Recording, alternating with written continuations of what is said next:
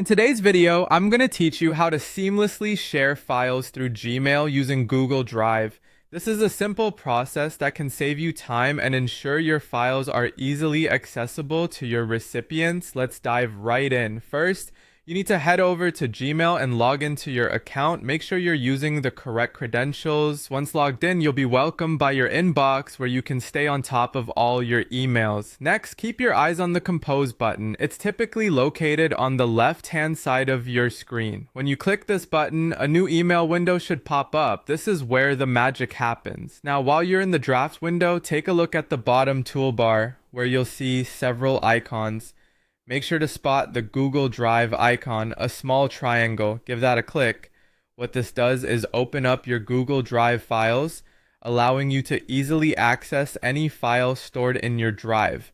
Once your drive files are displayed, it's time to select the file that you want to share.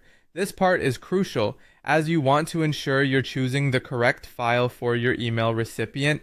You'll notice you have two options here: insert as drive link or attach as file. If you choose insert as drive link, this will send a link to the file, which is a particularly great choice for large files. However, if your file is a Google Doc or sheet and you wish to attach it as a PDF or Word document, you can select attach as file. Make your selection based on your needs and your recipient's accessibility. After making your selection, simply click insert and voila, you'll see the file appear in your email ready to be sent off. This is a critical point.